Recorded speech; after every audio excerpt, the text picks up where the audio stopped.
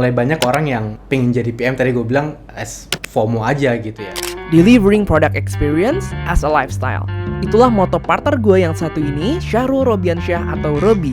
Yang kedua, ada Creative. Yes, Robi adalah co-founder gue membangun startup dari tahun 2020. Bukan hanya portfolionya, tapi gimana ya power dari usersnya kalian yang udah pakai, dan how your users is actually loving your Yang product. sekarang shift into professional product manager dari mulai bidang sustainability startup hingga sekarang bekerja di bank swasta terbesar di Indonesia. It's very Di sini kita akan coba gali sebetulnya apa sih kerjaan seorang product manager di suatu perusahaan berbasis teknologi. that's good question. Dari mulai day to day-nya, Tapi intinya jangan sampai lu menawarkan solusinya dulu gitu. challenge-nya, Kadang ada orang tuh bisa menciptakan produk, tapi belum tentu produknya itu bakal dipakai gitu. Nah itu hingga dua hal sih ya gitu, kayak I wish I did earlier gitu ya. Yes. Untuk menjadi PM. So stick around with me and let's relearn with Robi.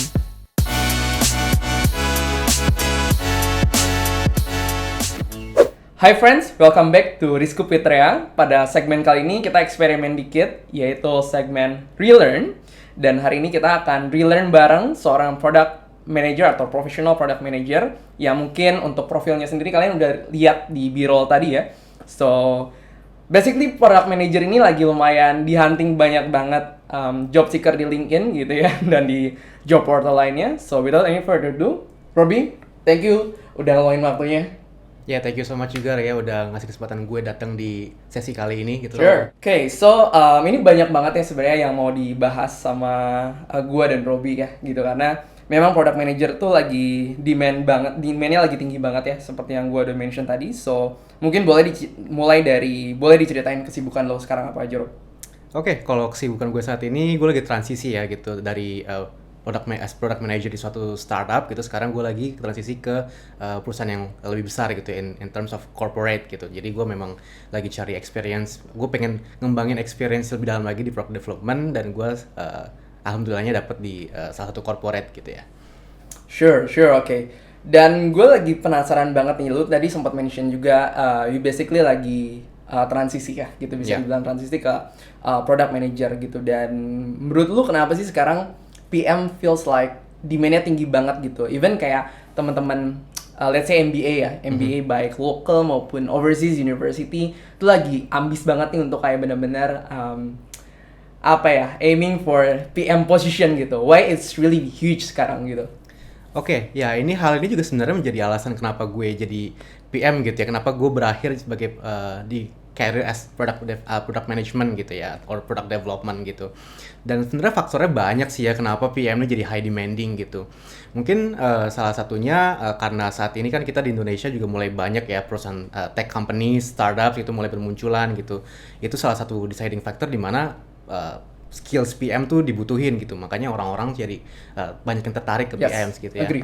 Dan selain itu juga mungkin bisa dibilang untuk barrier to entry PM itu bisa dibilang cukup mudah ya, karena bisa dikatakan PM itu involved in terms of banyak hal gitu ya. Jadi skill setnya memang luas gitu. Jadi anyone can become a PM gitu. Yep. Oke, thank you. Cuman gue ini sebagai ceritanya gue orang awam gitu. Gue pengen banget masuk dunia PM gitu. Sure. Dan just explain like to babies gitu ya. Sebenarnya apa aja sih yang dikerjain sama PM tuh basically? Ya, dikerjain sama PM tuh apa? Yep. In simple terms ya, yang bisa dijelasin gampang gitu untuk anak-anak gitu ya. Basically mengembangkan produk gitu, menciptakan produk gitu, dan bagaimana cara produk ini bisa jadi sukses gitu dan dipakai oleh usernya gitu, oleh customers gitu sih.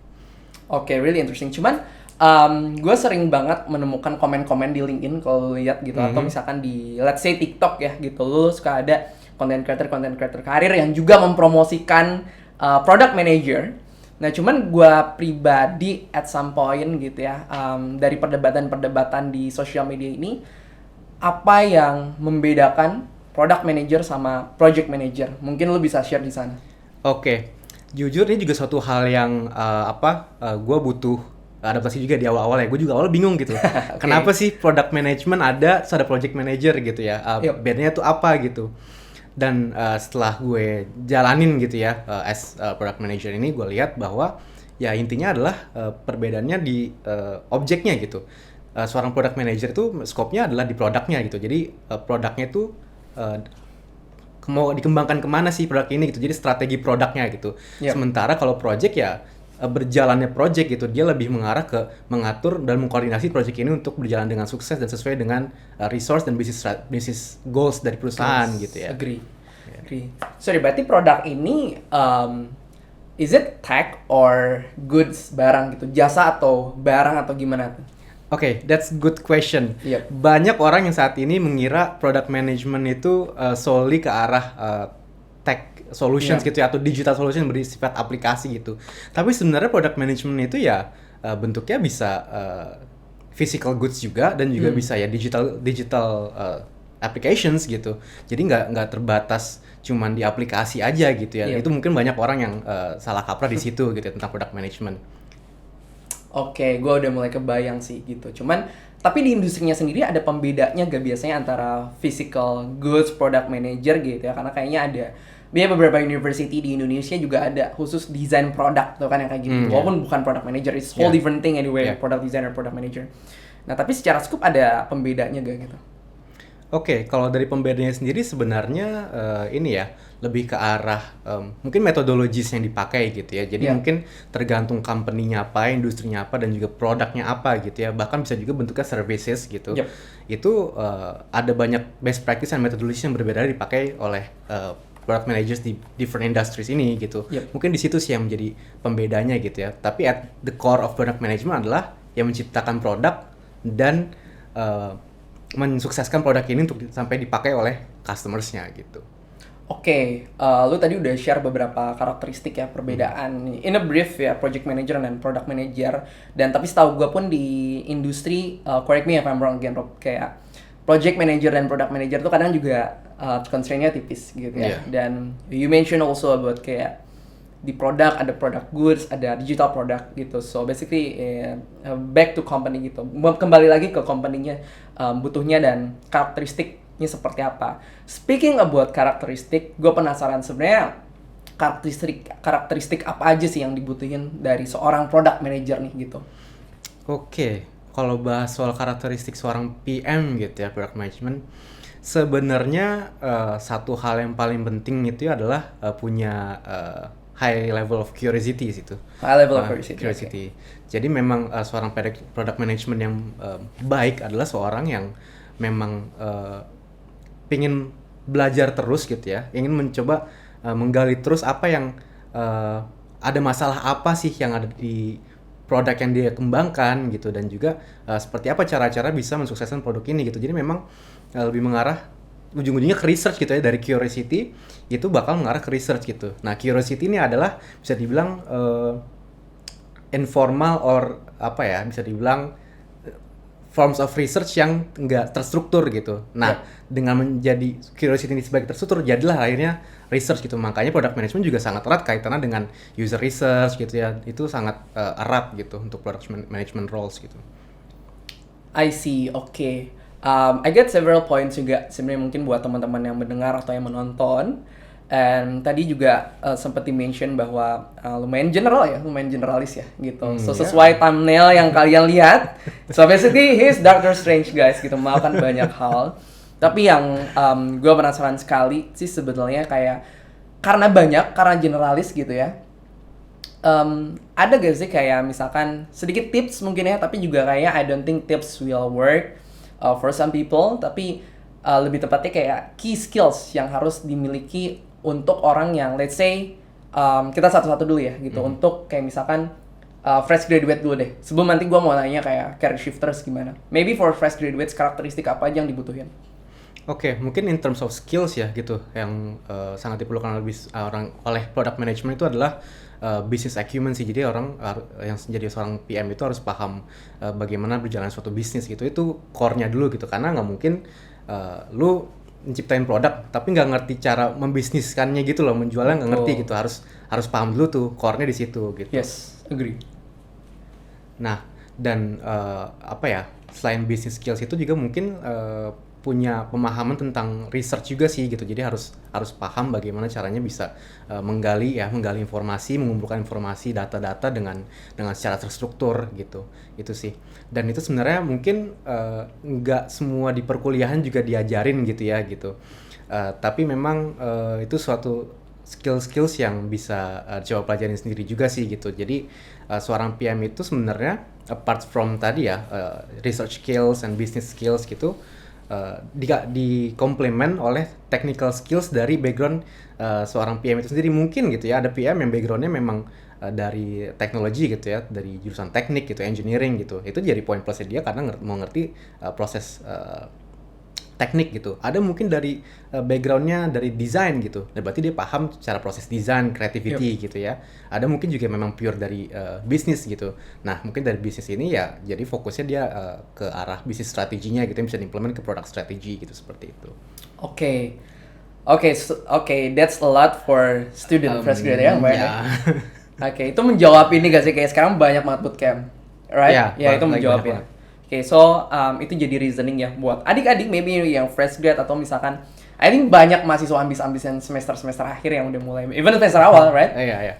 Nah, oke, sekarang kita bicara ke our peers atau ke kakak-kakak kita ya, gitu ya. Memang banyak banget yang gue temukan juga mereka ingin career shifting dari across many industries in Indonesia ya terutama gitu. Dan not to mention kayak beberapa bela-belain, ini real story anyway, just to share kayak kenalan gue bela-belain taking a MBA untuk kayak hopefully dia bisa jamin ke PM gitu, karena se-broad itu gitu ya skill set yang dibutuhkan. Nah, untuk lu yang udah sekian tahun nih di PM gitu, even ketika sebelum, correct me if I'm wrong, lu sebelum ini semua hype, right? Lu masuk ke PM. Iya. Yes. Dan what's the advice gitu untuk mereka? Atau sharing gitu ya, karena kayaknya banyak juga kakak-kakak kita, abang kakak kita yang memang mau career shifting nih gitu. What's the tips? Oke, tips untuk yang pengen career shift ke product management roles gitu ya.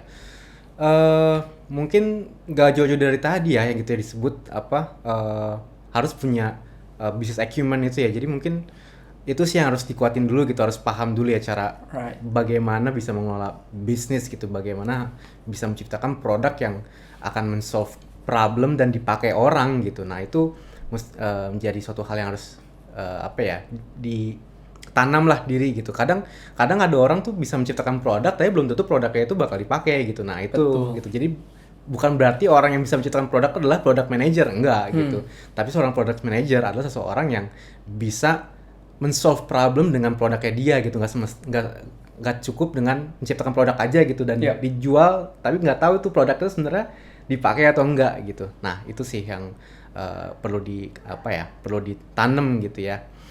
Iya, gitu. sih. Dan selain itu kalau mungkin ketika bahas career shifting gitu ya, mungkin juga harus paham dengan ini ya trend industrinya juga sih gitu. Jadi mungkin setidaknya harus punya passion ya di salah satu industri gitu ya. Jadi jangan sampai ketika pengen jadi PM tuh cuma karena FOMO aja gitu, karena ngeliat kayaknya PM lagi naik banget nih, role-nya kayaknya keren nih jadi PM gitu. Nah itu kalau bisa sih mungkin di avoid ya gitu, dihindari. Dan sebaiknya punya passion dulu nih di salah satu industri dan memang punya keinginan untuk mengembangkan gitu ya, mengembangkan industri tersebut gitu ke arah yang lebih advance lagi gitu sih. Oke, I think itu interesting banget karena both di keduanya baik buat fresh grad atau mahasiswa dan juga career shifters. Business acumen guys, business acumen itu ternyata penting gitu. Dan maybe tadi juga lu mention kayak harus ditanam. Nah berarti kan untuk ditanam ada dong tips-tipsnya ya gitu. Maybe sedikit aja gimana sih, atau at least you gitu, lu pribadi cara meningkatkan business acumen gitu. Oke.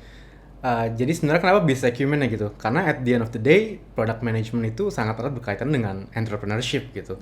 Seorang product management bisa dikatakan seorang entrepreneur juga gitu, karena dia paham cara mengembangkan tadi ya produk dan mengembangkan bisnis gitu. Exactly. Nah, kalau bahas tips bagaimana cara bisa dapat business acumen ini sendiri gitu ya.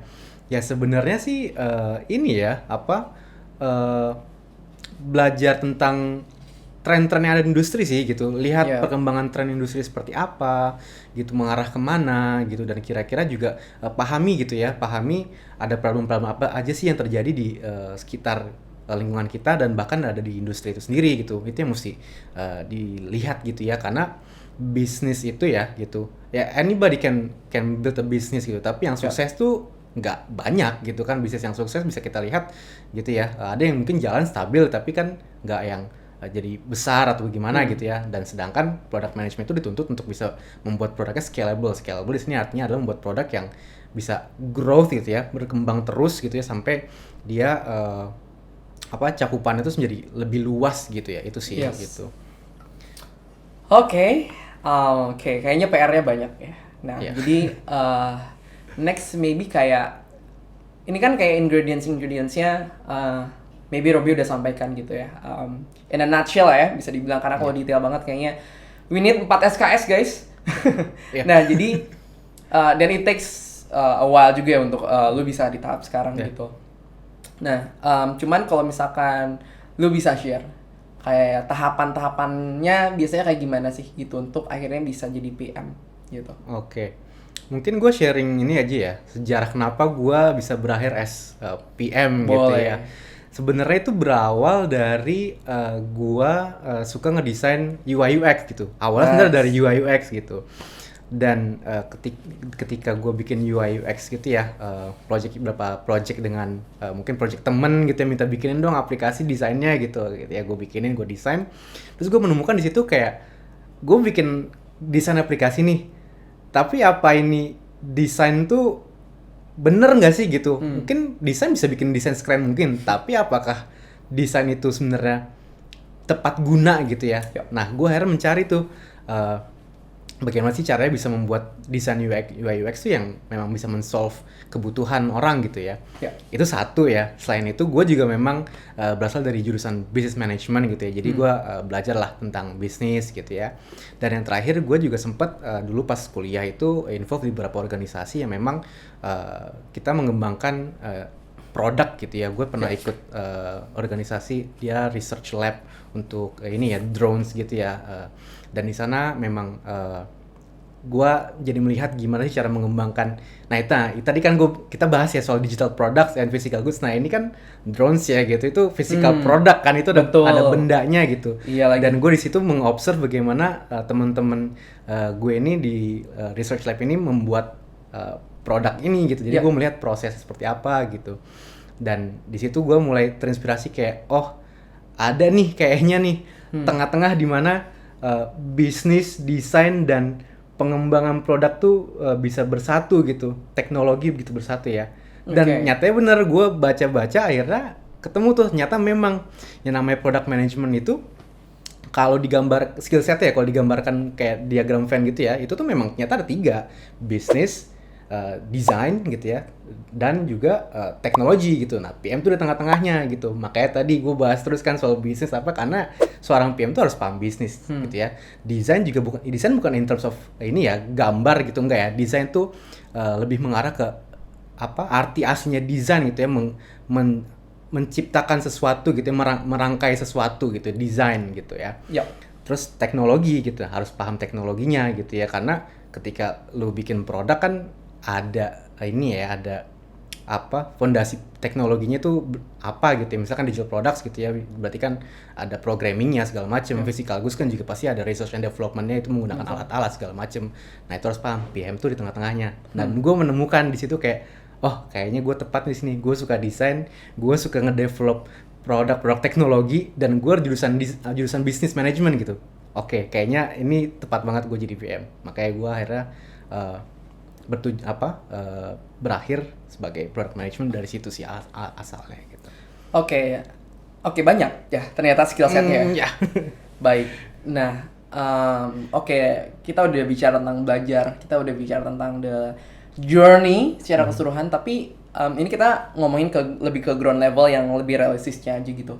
Ketika interview, right? Kayak sekarang semua orang tips interview PM, case PM gitu kan.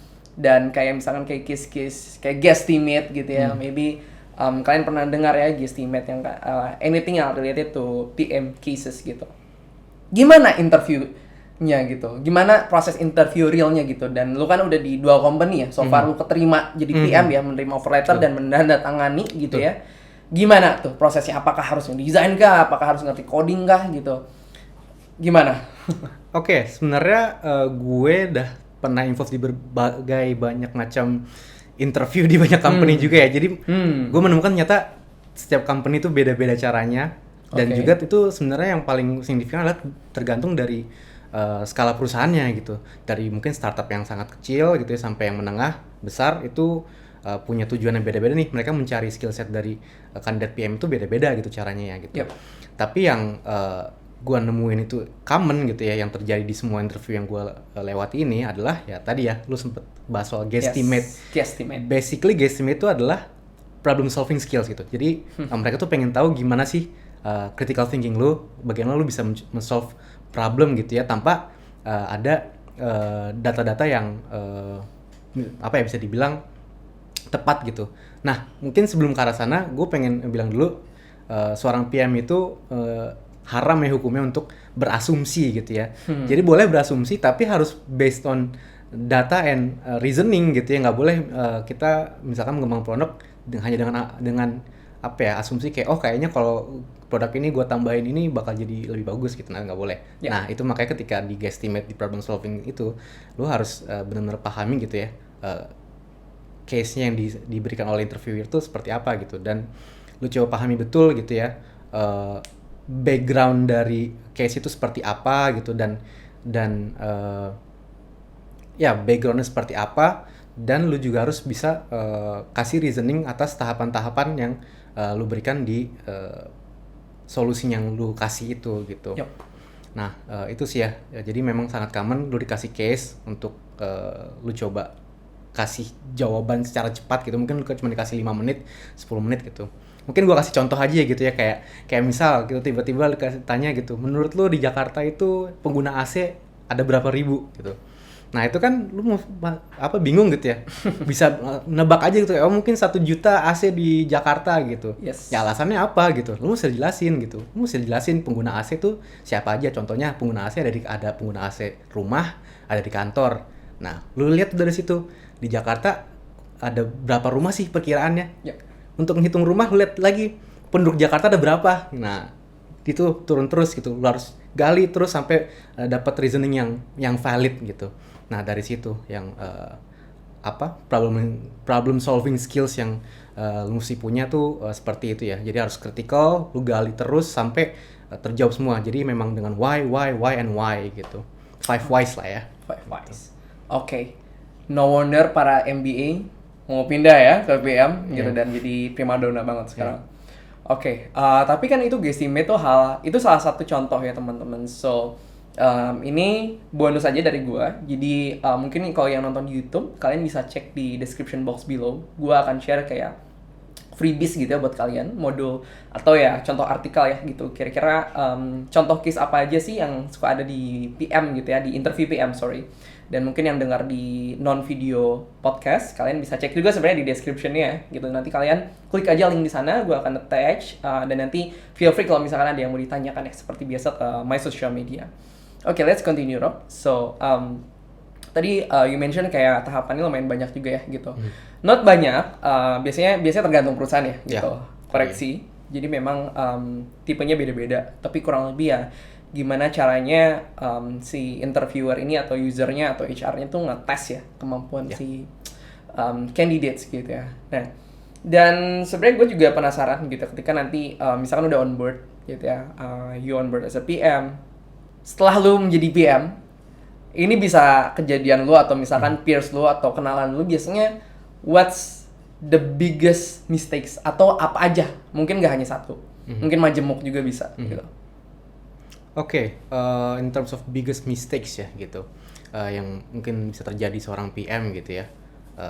Tadi sih ya yang gue sempat mention soal berasumsi itu gitu. Jadi ketika lu punya ide gitu ya, punya ide yang lu anggap bagus dan lu asal terapin aja gitu kayak oh ini mungkin bisa membuat bisnisnya lebih baik nih dengan produknya diubah ke arah ini gitu. Yep.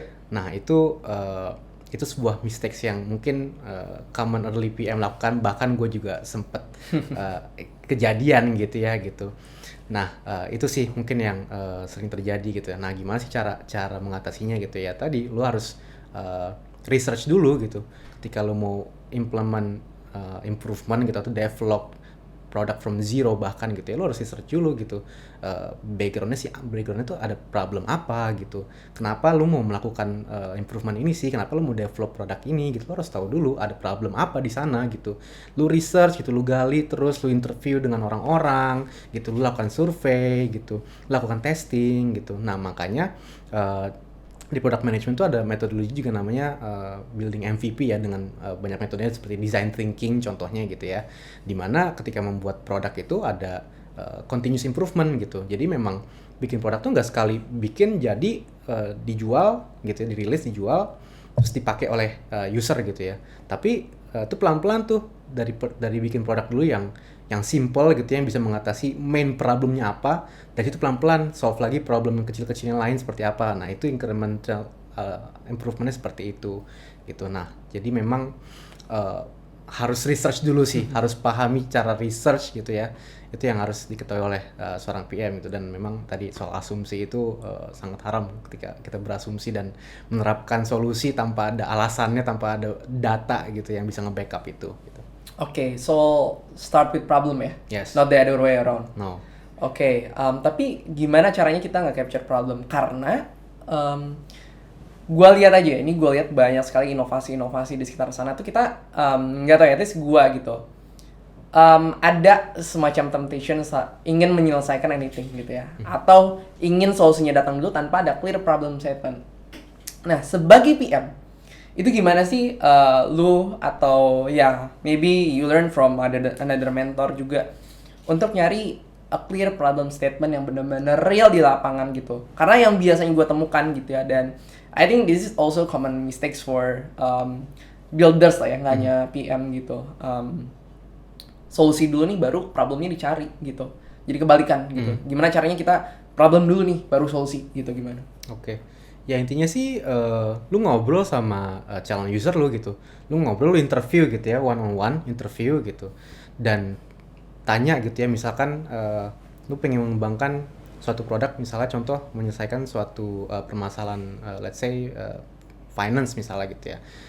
Lu interview calon usernya, tanya proses existingnya seperti apa yang mereka lakukan gitu, dan tanya mereka tuh punya keluhan di bagian mana sih gitu, mereka merasa berat itu ada di tahapan mana gitu. Tapi tanpa lu ngejelasin tentang solusi lu gitu. Jadi jangan sampai lu tanya ke user mau nggak pakai solusi ini, menurut lu bagus atau nggak, jangan tanya kayak gitu, tapi bener-bener dengan empty mind ya, jadi memang dengan seperti layaknya ember kosong gitu, lu nerima semua informasi data dari interview gitu ya, dari research bahkan secondary research dengan lu cari di internet juga itu boleh gitu ya. Tapi intinya jangan sampai lu menawarkan solusinya dulu gitu, jadi benar-benar digali gitu ya, mereka punya problem apa gitu, mereka punya keresahan di bagian apa dari proses existingnya gitu ya. Nah mungkin ada juga orang yang bikin produk from zero yang belum ada pasar sama sekali gitu. Dan itu yang tentu saya juga orang kepikir langsung kayak ya udah kalau gitu ya tawarnya aja solusinya dong, kan belum ada gitu. Nah jangan kayak gitu. Nah itu tetap lu harus interview dulu gitu ya, dicari lagi gitu permasalahan, ada nggak sih sebenarnya permasalahan itu gitu, lu gali lagi gitu, lu benar-benar harus ngobrol gitu dengan calon usernya gitu. Itu sih. Super nice. I see, oke. Menurut gue itu applicable ya for everyone gitu. Jadi nggak cuma kayak PM doang gitu. Buat siapapun yang ingin memulai, basically keywordnya adalah keresahan gitu. Mau misalkan channel YouTube misalkan ya, atau misalkan podcast atau anything, that's very relatable gitu. Oke, maybe ini last for the session gitu ya. Jadi gue penasaran nih, kayak lu bisa share gak ke teman-teman, karena yang orang-orang lihat mungkin ya, maybe nggak hanya PM, pekerjaan apapun yang orang-orang idamkan gitu ya, pasti kayak mereka tuh suka-sukanya aja gitu, lihat yang oke-okenya aja nih gitu. Tapi menurut lo yang udah di lapangan, udah di dalam, apa sih suka dukanya jadi PM? Suka duka jadi PM. Suka duka jadi seorang PM adalah bisa dibilang PM tuh palu gada gitu. Apalagi kalau di startup yang masih skala kecil gitu ya, lu diharapkan untuk bisa melakukan segala hal gitu. Lu harus paham banyak hal, bisa melakukan segala hal gitu ya. Responsibilities lu banyak gitu. Nah, itu sih suka dukanya ya gitu. Jadi memang seorang PM tuh biasanya dituntut harus memahami banyak hal, punya skill set yang sangat mumpuni dari banyak ini ya, bidang gitu. Dan mungkin kalau bisa dibilang ya gitu, yang selama ini gue lakuin gitu sebagai seorang PM gitu ya, gue mau nggak mau harus belajar. Tadi meskipun gue jurusan business management gitu, akhirnya gue harus belajar juga mungkin tentang software development seperti apa gitu. Gue harus pahami juga kayak istilah-istilah yang technical gitu ya, misalkan kayak apa itu API gitu. Gue harus paham tuh cloud tuh connect-nya seperti apa, server, gue harus mencoba memahami itu gitu. Terus juga ada hal-hal seperti yang mungkin tadinya nggak kebayang gitu, pikir PM tuh ya udah produk aja gitu ya, bikin produk gitu. Nyata enggak, PM juga harus paham kayak namanya stakeholders management gitu. Kita harus punya skill set project manager juga lah ya gitu, untuk kita bisa harus paham tentang managing our resource, time gitu ya, dan juga nge-manage stakeholders kita, bagaimana kita bisa negosiasi, kita bisa buy-in kepada atasan-atasan kita gitu ya, terkait produk yang kita develop itu bisa di-accept gitu ya untuk dikembangkan atau enggak gitu. Itu sih ya mungkin yang jadi hal yang apa ya, challenging gitu ya, tapi itu sih yang bisa bikin mungkin orang yang kayak gue gitu, gue suka mencari challenge gitu, gue tertantang untuk mempelajari banyak hal itu sih gitu.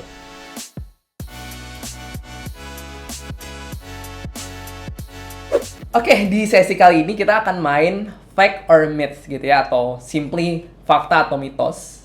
Dan beberapa tadi sebenarnya udah dijawab, jadi sebenarnya rulesnya simple aja ya buat Robby di sini, kayak lu mention fact or mitosnya ya, gitu, fakta atau mitosnya, sambil lu elaborate kenapa ya, gitu.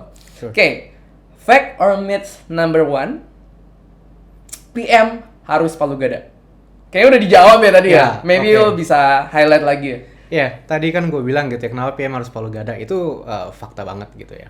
Terutama di small scale company ya, small scale tech company or startups gitu ya, harus palu gada karena ya lo dituntut harus paham banyak hal gitu. Jadi memang PM tuh nggak cuma harus paham bagaimana cara mengembangkan produk gitu, mendefinisikan produk strategi, produk development, tapi harus paham juga hal-hal seperti marketing gitu, harus paham juga tentang teknologi gitu ya. Misalkan apalagi kalau yang terinvolve dengan digital products gitu, aplikasi gitu ya, harus paham itu cara berjalannya software development seperti apa gitu, harus paham tuh proses sprint, atau bahkan kalau misalnya masih pakai waterfall gitu, itu juga setidaknya harus paham. Tapi ya itu ya, sebenarnya PM itu harusnya agile gitu ya, tapi masih ada juga company yang masih waterfall, tapi setidaknya harus paham proses-proses seperti itu, harus paham gitu. Stakeholder management itu juga harus paham cara negosiasi, harus jadi orang yang komunikatif gitu ya. Itu sih, jadi harus tuntut jadi punya banyak skills gitu. Menarik guys. So, next berarti fakta ya. Oke, next fact or myth number 2 in PM. PM harus dari background technical. Oke, itu myth ya gitu. Oke, myth ya. guys. Karena tadi yang gue bilang gitu ya, gue percaya bahwa seorang PM itu, dan gue juga sempat ngobrol juga ya dengan beberapa fellow PM gitu, mungkin bahkan juga senior gitu ya, mereka bilang juga jadi seorang PM tuh nggak mesti technical adalah poin plus gitu. Ketika lu punya skill technical gitu ya, misalkan lu dari background engineer gitu ya, itu lu punya poin plus banget karena lu paham gitu ya proses-proses technical. Tapi intinya PM itu bukan harus technical, itu yang harus lu pahami adalah tadi soal business acumen-nya dan juga bagaimana cara lu bisa melakukan research ya gitu. Betul. Itu poinnya adalah lu harus paham bagaimana strategize the whole product development process gitu ya. Oke, jadi mitos ya guys. Jadi nggak harus dari technical. Oke, so fact or myth number 3 di PM. Jadi PM susah. Fact or myth? Fact, itu susah. Oke. Oke, elaborate Rob. Ya. Tadi gue mungkin bilang ya, semua orang bisa jadi PM, tapi nggak semua orang bisa jadi PM yang baik. I see. Karena itu tadi ya, kompetitif gitu ya, industrinya kompetitif, dan juga ya lu harus selalu mengembangkan diri lu gitu. Lu nggak bisa stay dengan skill-skill yang lu punya aja gitu. Sebagai seorang PM lu harus selalu keep updated with the latest trends of the industries.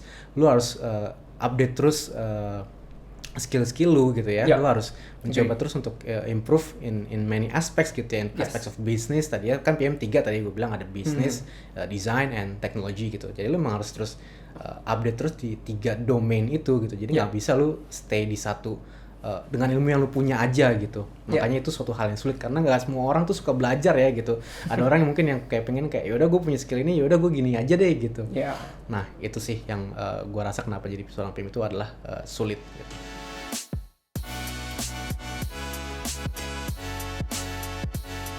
So, kita sekarang ada di final session of this podcast. Kita akan ngebales-balesin beberapa Q&A yang terpilih dari my personal Instagram dan juga LinkedIn. Beberapa ada yang anonymous, beberapa juga yang ada namanya. Tapi kita hanya pilih beberapa dan satu ada namanya dan 2 ada anonim gitu ya. Oke, yang pertama dari Instagram gua nih ada Diki Yunandika. Pertanyaannya adalah, can I make 1 million US dollar MRR atau monthly recurring revenue? Nah, nanti boleh dijelasin apa ya MRR itu. From product. Oke, ini gue pilih karena unik pertanyaannya dan mungkin nambah insight baru terkait metrics dalam produk ya. Mungkin nggak apa-apa pelan-pelan kita technical. So, please Rob. Oke, pertanyaan adalah gimana bisa dapetin 1 million US dollar monthly recurring revenue. Nah, jelasin Nah, apa tuh konteksnya ya. Monthly recurring revenue itu artinya ini ya pendapatan gitu ya, pendapatan dari perusahaan yang terus menerus setiap bulannya gitu ya. Berarti dia berharap bisa dapat $1 juta setiap bulan gitu secara stabil konstan gitu ya. Setiap That's bulan. why unik ya ini pertanyaannya. Oke, kalau mau jawabnya sih realistis ya gitu ya. Ya, Enggak ya gitu. enggak Enggak. jawabannya. Kenapa enggak gitu? Itu besar banget gitu ya. Karena mungkin gue juga salah gitu. Tapi ini yang gue tahu ya gitu. Yang mungkin yang di sini yang juga gue bisa bayangkan, gue Ya. pahami juga gitu ya. $1 juta setiap bulan. Itu kalau dari satu produk aja kayaknya nggak bisa deh gitu. Mau sekeren apa produknya, sebesar apa produknya, itu $1 juta per bulan kayaknya enggak ya gitu. Bahkan kayak let's say misal Google gitu ya, Google. Dia produk tuh banyak. Jadi agregasi dari banyak produknya itu yang menciptakan monthly recurring revenue dari perusahaan itu sendiri gitu. Kalau satu produknya sendiri mungkin $1 juta itu terlalu besar gitu ya. $1 juta Betul. berarti di rupiah berapa tuh? 10 miliar ya. Kaliin Satu. current currency. Ada nih Iya. pop up di layar. Iya. Nah, gitu. Nah, itu besar banget. Tapi mungkin bisa ya, bisa aja gitu. Cuman gua nggak kebayang sih $1 juta gitu ya, MRR gitu, enggak sih gitu. Tapi mungkin kalau dari banyak produk gitu bisa. Tapi kalau satu produk aja gitu dengan men-solve satu main problem, kayaknya enggak deh, nggak ada gitu ya. Oke, mungkin buat Mas Diki, kebetulan gue kenal sama Mas Diki, jawabannya unfortunately nggak reasonable lah ya, Iya, gitu. nggak reasonable. Agak sulit struggle ya untuk sana. Tapi hopefully kalau misalkan Mas Diki atau teman-teman lainnya punya ide yang brilliant banget dan gimana hack this super probability, bisa aja. Salah satunya Google gitu. Jadi multiple products scan banget sih kalau multiple products ya, gitu jawabannya. Oke, next gue ambil dari Anonymous. Ini kebetulan dari link NGL ya gitu. Jadi orang bisa nanya Anonymous, yaitu boleh diceritain suka dukanya bekerja jadi PM. Nah, tadi kan udah tuh suka duka bekerja jadi PM-nya. Ini spesifik. Kayaknya ini orang stalking lu juga nih, Rob. Oh, oke. Di industri sustainability. Oke, silakan. Oke, mungkin tadi gue belum cerita di sini ya gitu. Gue sempat jadi PM, product manager di satu startup sustainable gitu ya, namanya Cyclus gitu ya. Kita menyediakan produk-produk yang sustainable dalam platform e-commerce kita gitu ya. Nah, yang menjadi suka dukanya adalah sebenarnya sustainability kan sebuah concern yang lagi naik banget sekarang gitu, Betul. dengan ada perubahan iklim, dengan isu tentang plastic waste gitu ya terutama gitu ya, polusi juga ya gitu. Suka dukanya adalah sulit untuk mengedukasi marketnya gitu. Jadi kita di sini mencoba untuk men-solve problem yang baru gitu ya. Kita pun juga belum tahu nih gitu nanyanya kemana, yang butuhnya siapa gitu ya. Yes. Gitu. Jadi kayak ada chicken and egg problem nih di sini gitu. Jadi kita mau apa dulu nih gitu, kita mengedukasi dulu kah atau kita menciptakan produknya dulu gitu ya, kita untuk men-solve problem-problem tentang waste management misalnya gitu ya di sustainability ini gitu. Nah itu suatu hal yang sulit sih gitu untuk dilakuin gitu ya. Oke, so semoga menjawab buat siapapun yang bertanya terkait gimana sih PM, role PM ya terutama di industri sustainability sekarang yang lagi growing juga. Oke, last but not least, jadi pertanyaan yang wrapping up our session today, Rob. Jadi pertanyaannya dia in Inggris sih, cuman gue bahasa Indonesiain aja. Apakah product manager sekarang overrated dan juga oversupply? Jadi nggak cuma satu, overrated dan oversupply. Gimana menurut lo sekarang? Oke, yang gue lihat sih ya, memang benar itu ya. Role PM itu saat ini lagi oversupply gitu ya, dan sedangkan company itu nggak semuanya bisa mengakomodasi PM sebanyak itu gitu. Mungkin gue bisa lihat juga banyak orang yang mulai FOMO dengan role PM ini ya, karena kan lagi emerging banget nih, apalagi sekarang dengan ada industri teknologi yang lagi naik banget gitu ya. Meskipun kita sekarang lagi ada tech winter, tapi masih banyak orang-orang mungkin dari fresh grad dan juga yang switch career itu pengen jadi PM gitu, karena melihat kayak wah jadi orang PM nih kayaknya keren banget nih gitu. Kayak lagi dibincang di mana-mana gitu. Jadi gue lihat juga banyak yang mulai ikut bootcamp juga ya, bootcamp PM gitu, dan belajar cara menjadi seorang PM itu seperti apa gitu ya. Bahkan bootcamp juga ada beberapa yang menjanjikan bisa menyalurkan ke perusahaan-perusahaan gitu. Itu hal yang bagus sebenarnya gitu ya. Tapi jadinya sekarang lagi oversaturated nih untuk role PM gitu ya. Tadi yang gue bilang karena banyak orang yang FOMO dan juga belum tentu perusahaan bisa mengakomodasi jumlah PM yang banyak itu gitu ya. Itu sih. Oke, jadi sebenarnya itu bukan hal-hal yang harus ditutupi lah ya gitu. I think semua memahami gitu ya, baik supply ataupun demand-nya. Tapi ada satu hal yang kayaknya lu belum jawab. Kalau oversaturated gitu ya, oversupply lah ya gitu. Tapi tadi tuh Anonymous ini bertanya, overrated gak tuh? Apakah lu akan menjawab? Oke, kalau menurut gua saat ini mulai overrated. Mulai gitu ya? Mulai overrated. Karena mulai banyak orang yang pengen jadi PM, tadi gua bilang as FOMO aja gitu ya. Gitu. Banyak yang, nggak cuma PM sih, sebenarnya role-role yang baru-baru seperti data analyst, business analyst gitu ya. Itu banyak orang yang ikut FOMO gitu ya. Akhirnya mereka mulai belajar, itu hal yang bagus ya untuk bisa belajar gitu ya, tapi jangan sampai lu tuh mengejar role itu karena pengen dilihat keren aja gitu, tapi harus benar-benar punya passionnya. Lu punya, kalau misalkan teman-teman pernah denger ya soal ikigai gitu, lu harus punya passion di situ, lu harus pengen punya keinginan untuk menjadikan career itu sebagai your life yang bisa bermanfaat bagi banyak insan gitu ya, manusia dan juga dunia sendiri gitu. Itu sih, jadi banyak ya orang yang mulai ikutan FOMO karena pengen keren aja sih gitu dengan role-role yang di tech industry ini gitu sih. Oke, very nice Robby, thank you. Dan ini udah officially bakal gue jadiin highlight dari video dan podcast ini ya.